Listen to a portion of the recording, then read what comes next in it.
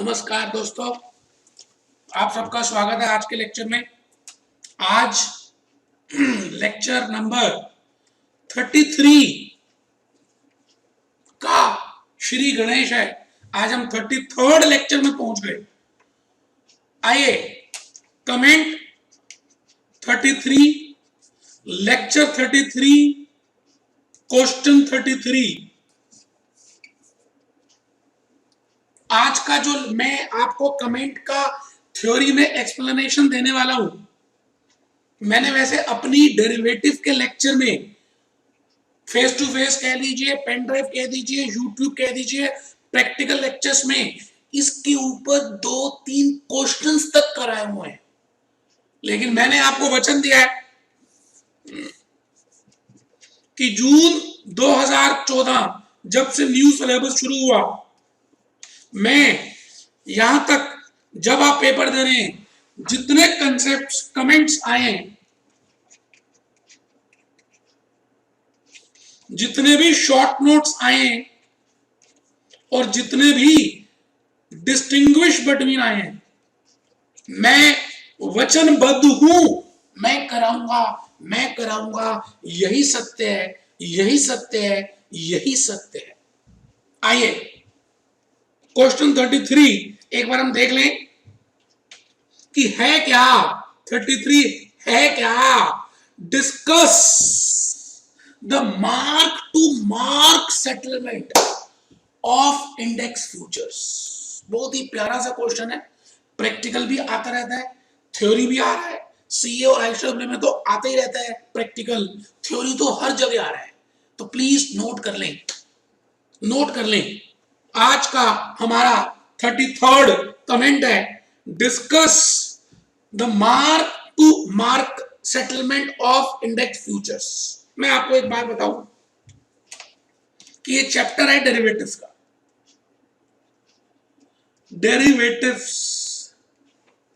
Derivative का मतलब होता है external hedging tools.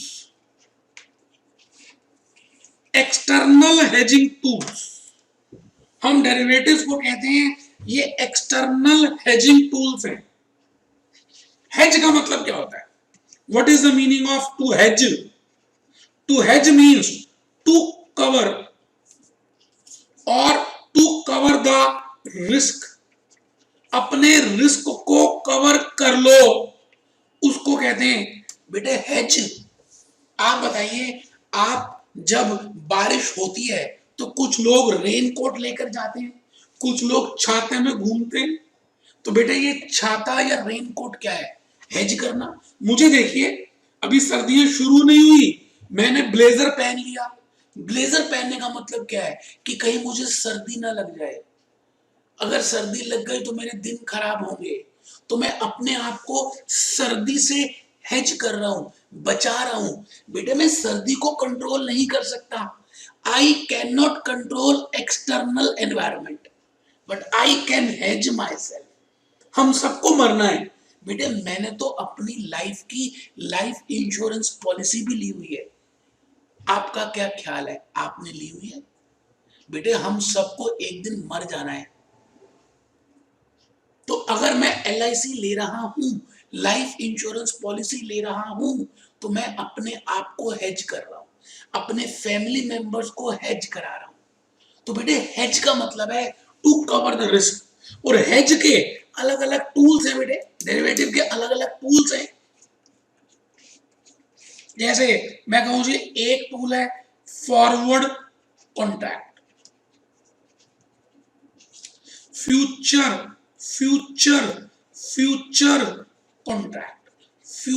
Contract, option contract. और बेटे एक टूल है स्वैप कॉन्ट्रैक्ट। बेटे अलग अलग तरह के अस्त्र शस्त्र हैं। जैसे माँ के पास वैष्णो माँ, दुर्गा माँ, चंडी माँ, काली माँ, आपने कभी मूर्ति देखी हो तो माँ की कितनी सारी भुजाएं होती हैं, सब में अलग अलग टूल्स होते हैं, किसी में तीर कमान है, किसी में भाला है, किसी में कुछ है, किसी में कुछ है। बेटे इसी तरह से फाइनेंशियल मैनेजर के पास डेरिवेटिव में अपने रिस्क को हेज करने के लिए दो तरह के बड़े इंपॉर्टेंट टूल्स हैं। उसमें एक टूल का नाम है फॉरवर्ड कॉन्ट्रैक्ट और दूसरे टूल का नाम है फ्यूचर कॉन्ट्रैक्ट। तो बेटे there are two types of tools, forward forward and future. Forward contracts and future contracts बड़े इंपॉर्टेंट टूल्स हैं दोस्तों। दोनों में वचनों की बात होती है, वचनों की बात होती है। वचन मतलब जो कह दिया वो करेंगे। रघुपति रीत सदा चली आए, आपने सुना है, आपने रामायण देखी है। राजा दशरथ थे, राजा दशरथ के पिताजी का नाम था राजा रघु। राजा राजा रघु, बेटे उनका जो वंश था उस वंश को कहते थे रघु वंश। वंश का नाम था रघुवंश। रघुपति रीत सदा चली आए, प्राण जाए पर वचन न जाए। बेटे वचन जो बोल देते थे ना पहले जमाने में, सतयुग में, द्वापर में, त्रेता में, उसको निभाते थे।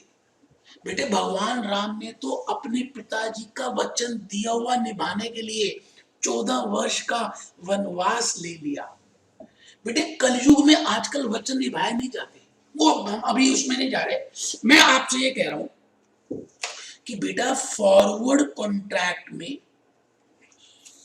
और फ्यूचर कॉन्ट्रैक्ट में देयर इज अ डिफरेंस। बेटे कुछ डिफरेंस होता है, बेटे कुछ डिफरेंस है। हम डिफरेंस बिटवीन में डिस्कस करेंगे कि फॉरवर्ड में और फ्यूचर में डिफरेंस क्या है। अभी तो कमेंट्स चल रहे हैं, मुझे तो मार्क्ड टू मार्केट के बारे में बताना है। बेटे मार्क टू मार्केट यहां तो नहीं होता, बेटे फ्यूचर में होता है, फ्यूचर कॉन्ट्रैक्ट में होता है। एक बच्चा कहता है ये तो बता मास्टर एमटीएम होता क्या है।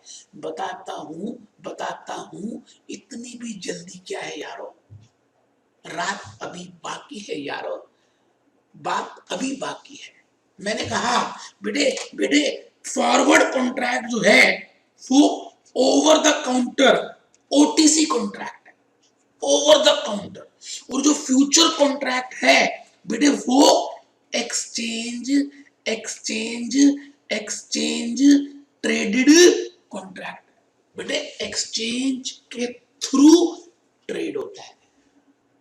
इसी तरह से यहां पर बेटे स्टैंडर्ड क्वांटिटी होती है, स्टैंडर्ड प्राइस होता है, स्टैंडर्ड क्वालिटी होती है। आप चीनी खरीदें, आप बनिए की दुकान से भी खरीद सकते हैं और चीनी बिग बाजार से भी खरीद सकते हैं। अगर आप बिग बाजार से परचेज करते हैं तो बेटे फिक्स प्राइस है Mawana sugar, fix quantity 5 kilo का पैकेट, फिक्स क्वालिटी। बेटे फ्यूचर कॉन्ट्रैक्ट के कुछ फीचर्स होते हैं। क्या फीचर्स बेटे? एक तो स्टैंडर्डाइज साइज होगा, स्टैंडर्डाइज क्वांटिटी होगी, स्टैंडर्डाइज प्राइस होगा। दूसरा, आप अगर फ्यूचर कॉन्ट्रैक्ट को एंटर कर रहे हैं तो बेटे इस केस में आपको, अगर आपने लॉन्ग लिया है, अगर आप लॉन्ग है, एक बच्चा कहता लॉन्ग का मतलब लंबा, बेटे लॉन्ग का मतलब है अगर आपने बाय पोजीशन ली है, बाय पोजीशन मतलब किसी चीज को आपने खरीदा है तो जिस दिन एक्सपायरी होगी उसका स्केयरिंग करना, कैंसिल करना कंपलसरी है। एक बच्चा कहता समझ नहीं आया। बेटे अब आपने यहां से पढ़ा ही नहीं, ध्यान चक्कर तो ये है, डेरिवेटिव में फ्यूचर हेजिंग मैंने कराई है, ऑप्शन हेजिंग कराई है, फॉरवर्ड हेजिंग कराई है। कोई बात नहीं, आप मेरे अब आप YouTube के लेक्चर्स देख सकते हैं, वहां पर मैंने सब कुछ बताया हुआ है। बेटे मैं ये कह रहा हूं कि स्केयर के 4 साइड्स होती है। अगर आपने लॉन्ग किया है तो उसको खत्म करने के लिए शॉर्ट लेना पड़ेगा, शॉर्ट पोजीशन लेनी पड़ेगी। और अगर आपने यहां शॉर्ट लिया है तो इसको खत्म करने के लिए लॉन्ग लेना पड़ेगा। ऑपोजिट पोजीशंस लेनी पड़ती हैं, opposite positions, you have to take opposite positions. तो लॉन्ग का मतलब है बाय करना, शॉर्ट का मतलब है सेल करना। तो बेटे फ्यूचर कॉन्ट्रैक्ट्स में फिजिकल डिलीवरी नहीं होती, उनको कैंसिल करना कंपलसरी है। लेकिन लॉ मेकर सेबी वाले पता है क्या कहते हैं कि अगर आपने आपने अगर आपने लॉन्ग पोजीशन T0 में ली है, भले आपका कॉन्ट्रैक्ट अभी खत्म नहीं हो रहा, वो तो TN में खत्म होगा, तो आप फिर भी स्टॉक ब्रोकर क्या करेगा? स्टॉक ब्रोकर आपका स्टॉक ब्रोकर एक्सचेंज ब्रोकर क्या करेगा? T1 में आपकी पोजीशन शॉर्ट कर देगा, जबकि अभी एक्सपायरी नहीं हुई, एक्सपायरी तो TN में होगी, 3 महीने के बाद होगी अगर मैंने 3 महीने का फ्यूचर लिया है। बेटे फ्यूचर किसी का भी हो सकता है।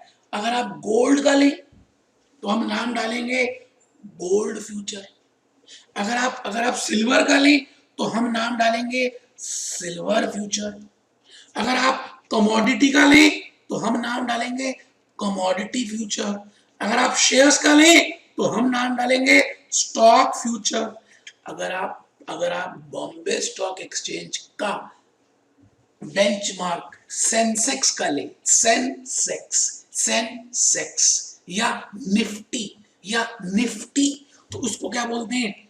Index futures.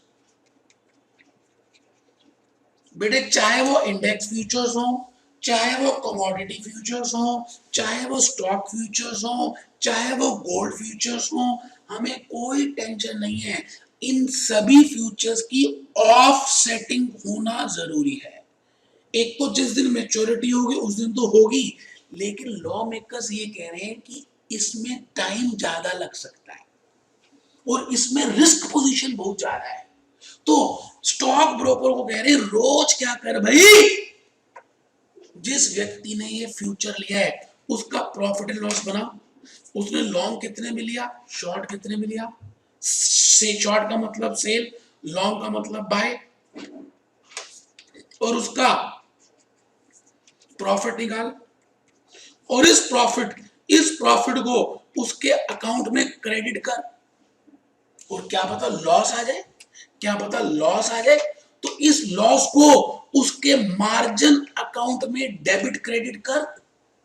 बेटे मार्जिन का नाम सुना है नहीं सुना? आइए एक बार देखिए। बेटे ये देखो जी, ये मैंने आपके सामने कंसेप्ट वाला पेज ओपन कर दिया। बेटे कंसेप्ट बेस्ड क्वेश्चन की बुक खोल लें, कंसेप्ट खोल लें, उस कंसेप्ट में मैंने लिखा है फ्यूचर कॉन्ट्रैक्ट, कंसेप्ट नंबर 8 देखें, और उसके बाद नीचे देखें जी, नीचे मैंने अलग से कंसेप्ट नंबर 54 देखें जी, 54 मार्क्ड टू मार्केट दिख रहा है बेटे? मैंने तो प्रैक्टिकल कराया बेटे 54 में, और उसके नीचे देखो क्या लिखा मैंने, मेंटेनेंस मार्जिन। क्या लिखा? क्या क्या क्या मेंटेनेंस मार्जिन, इनिशियल मार्जिन। अभी बताता हूं बेटे क्या चीज होती है। आइए जी, इसके नीचे देखिए बेटे, ये लिखा मैंने index BSE, Bombay stock exchange, Sensex, Nifty, national stock exchange, Nifty 50, Nifty 30 Sensex, 50 Nifty 30 Sensex, 50 Nifty 30 Sensex. बेटे ये 50 कंपनियां आपको रटी होनी चाहिए, इसकी डीप एनालिसिस कीजिए, फिर मैं देखता हूं कैसे ट्रेनिंग नहीं मिलेगी आपको। बेटे इंटरनल कॉन्फिडेंस आएगा जब आप ये काम करेंगे, तो खुद मेहनत कीजिए, खुद मरने से ही स्वर्ग मिलता है, किसी के मरने से कभी किसी को दूसरे को स्वर्ग नहीं मिला। तो बेटे आइए, मैं भूपेश आनंद आपको उस दुनिया में लेके चलता हूं जहां पर रोशनी ही रोशनी है मेरे बेटे, रोशनी ही रोशनी है। एक तो बेटे ये पेज है 466, इसको खोल लें। इसी में कंसेप्ट बेस्ड क्वेश्चन की बुक नंबर 2 में ये क्वेश्चन भी हमारी बुक से ही आया।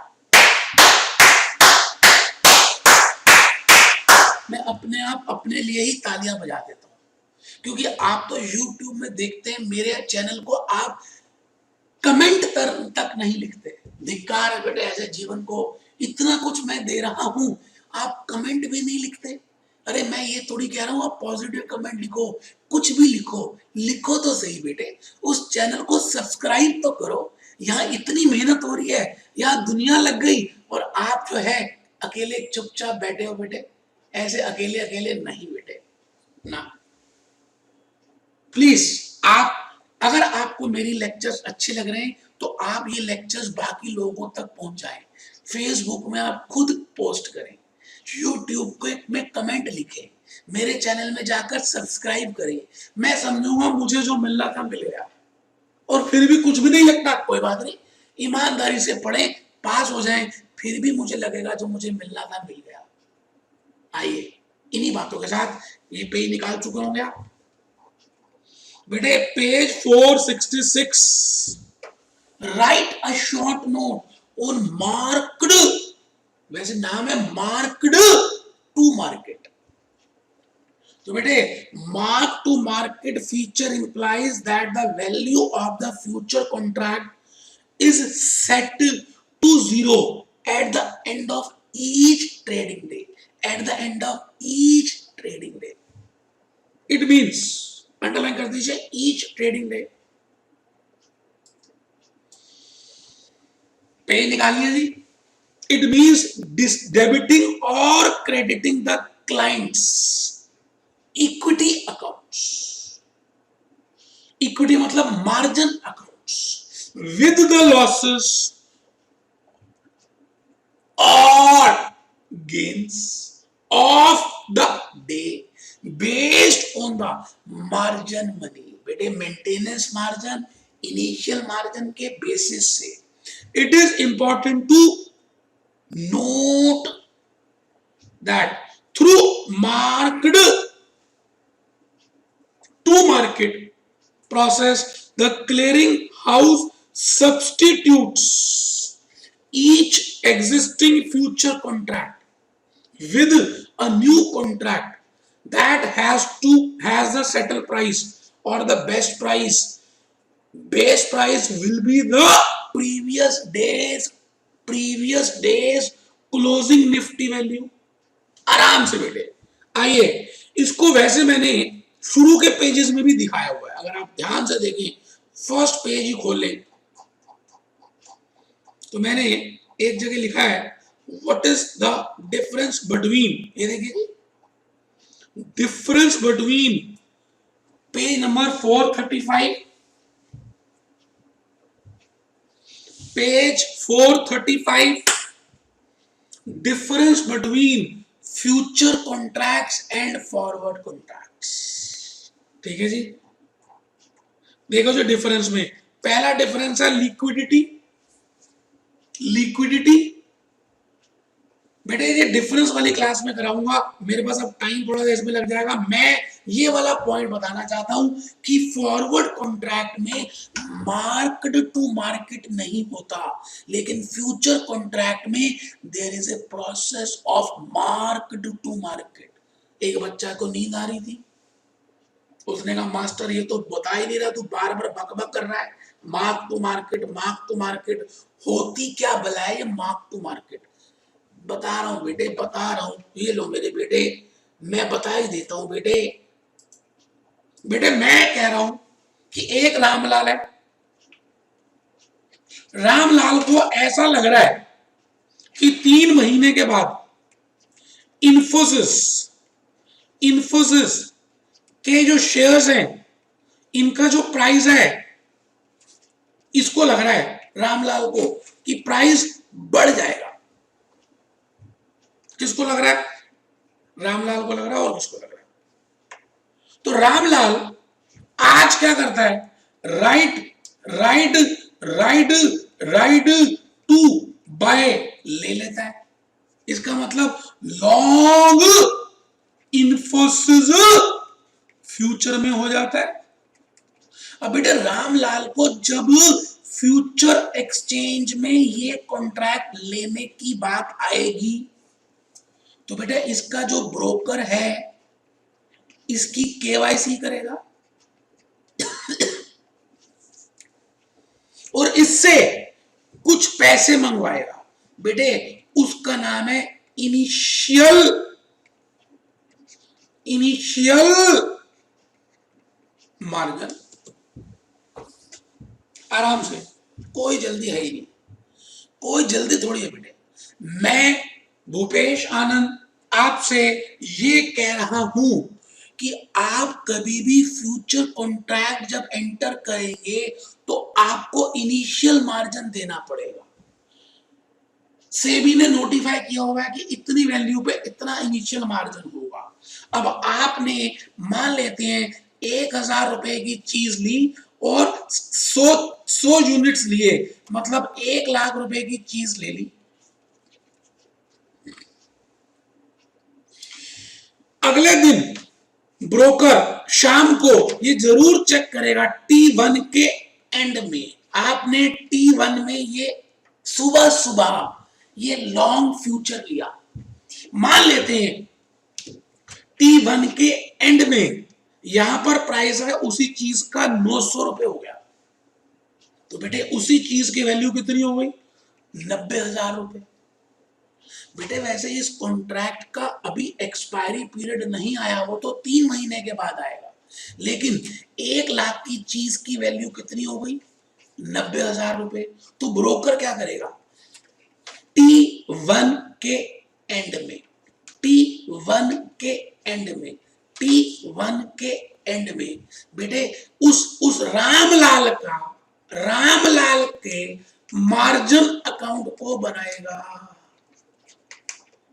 इसका मतलब हर रोज ब्रोकर को मार्जिन अकाउंट में या तो प्रॉफिट क्रेडिट और या लॉस डेबिट करना पड़ेगा। तो मैं मानता हूं कि रामलाल ने शुरू में पहले पैसे जमा कराए, 5 मान लेते हैं जी 50,000 रुपए जमा कराए।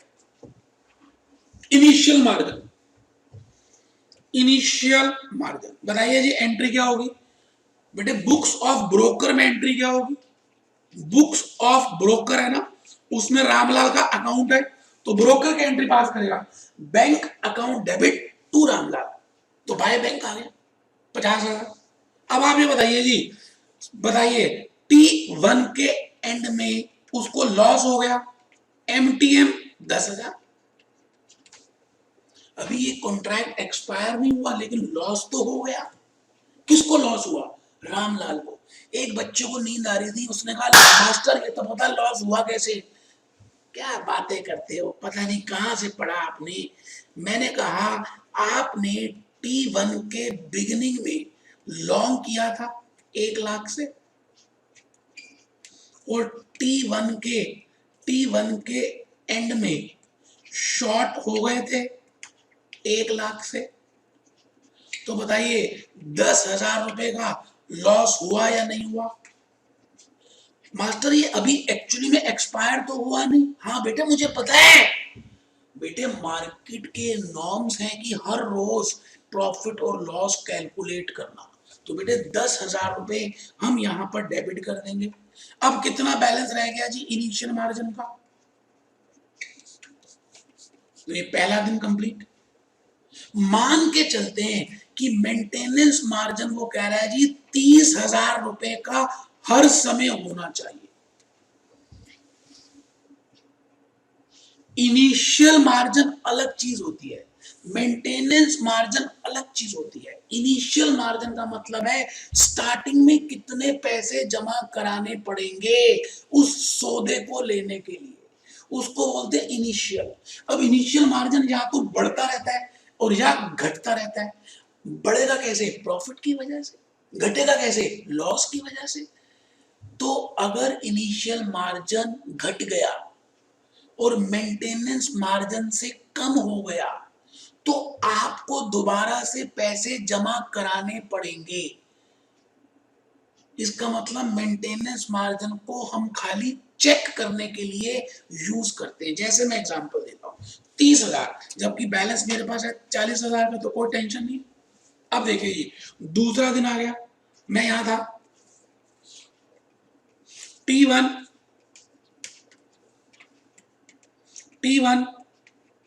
मैं आ गया जी T2। अब इस दिन तो प्राइस था 90 का, आप अभी भी लॉन्ग हो।